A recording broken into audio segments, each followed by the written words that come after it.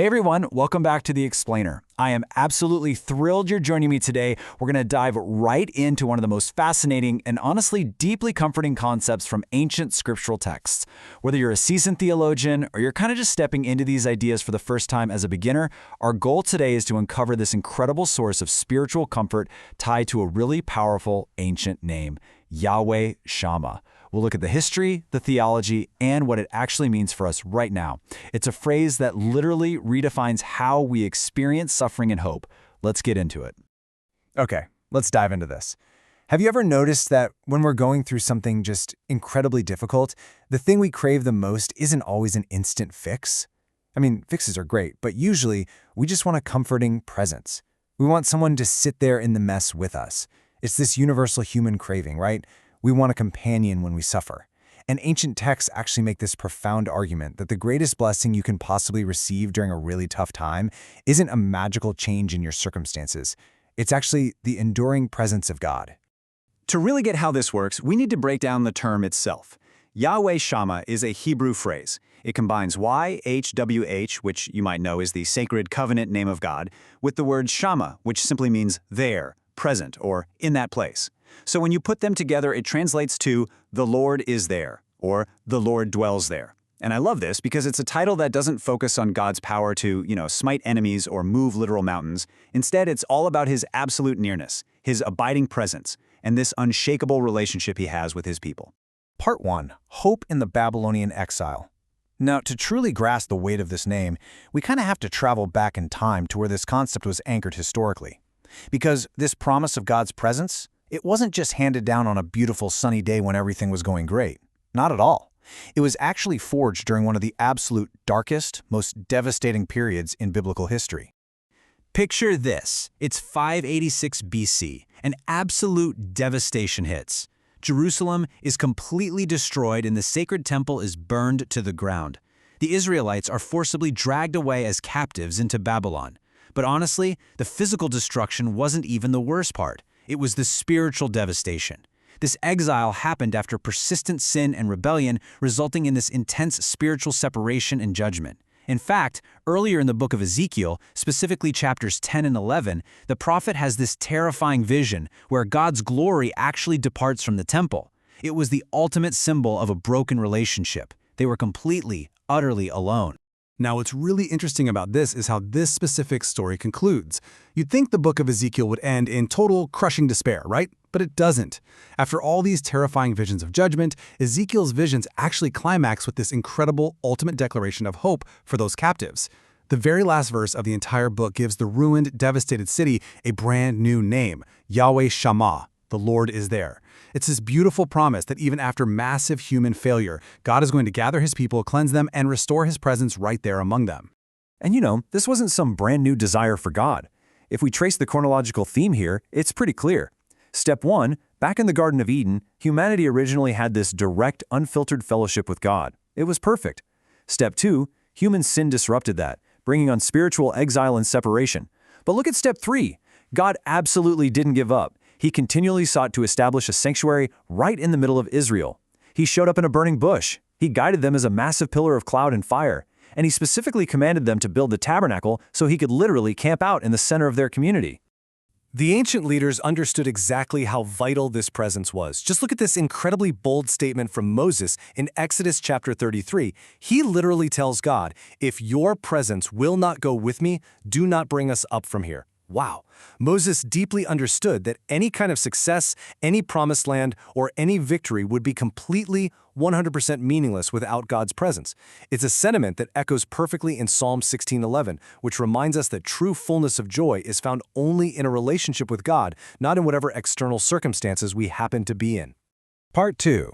Jesus, the ultimate fulfillment. All right, this brings us to a massive turning point in the whole biblical narrative. We're shifting from the Old Testament right into the New Testament to see how this somewhat abstract comfort of presence became incredibly tangible, like flesh and blood real for humanity. So the crucial point here is this massive theological shift. In the Old Testament, God's presence dwelled symbolically in physical structures, right? A tent, the tabernacle, or a stone building like the temple. It was very localized. But in the New Testament, we get this radical upgrade.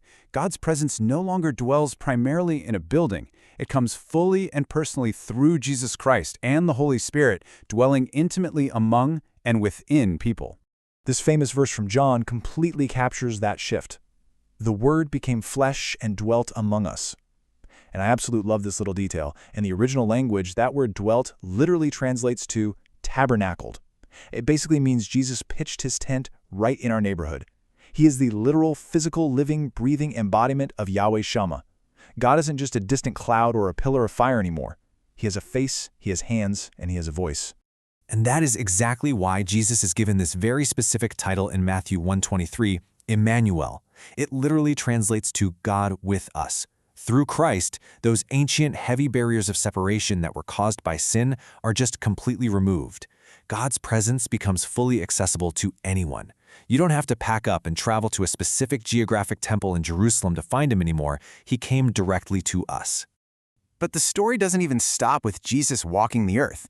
After Christ's resurrection, the deeper meaning of Yahweh Shammah reaches its ultimate, most personal fulfillment. Look at what the Apostle Paul writes in 1 Corinthians. Do you not know that you are God's temple and that God's Spirit dwells in you? Let that sink in. God is not distant. He doesn't just walk beside believers. He actually takes up residence directly within them through the Holy Spirit. Part 3. Comfort in Times of Suffering. Okay, so we've covered the sweeping history and the deep theology, but let's bring this right down to the ground level. Let's see how these ancient texts apply directly to your present-day life, especially when things get incredibly tough. And this brilliantly illustrates why all of this actually matters today. Yahweh Shammah isn't just some ancient historical footnote that you need to memorize. It is an active, living list of provisions for anyone facing hardship. When God is present, look at what comes with him.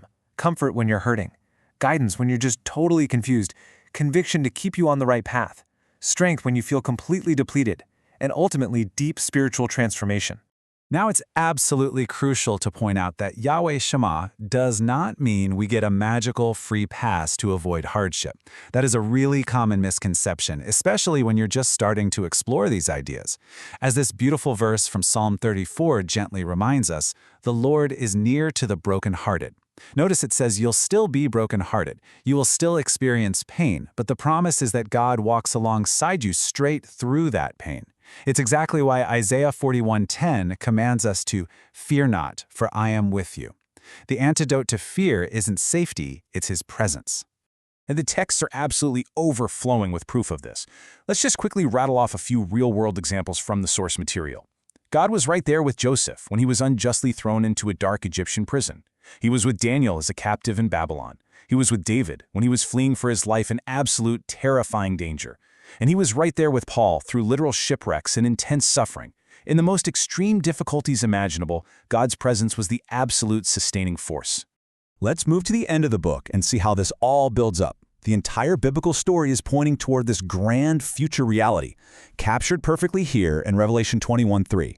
Behold, the dwelling place of God is with man. It's this beautiful direct echo of Ezekiel's vision. And Revelation 22 goes on to describe a coming reality where sin is finally removed, death completely ends, suffering ceases, and God dwells perfectly and eternally with his people. So, let's wrap this up by summarizing the core spiritual lessons we've explored today.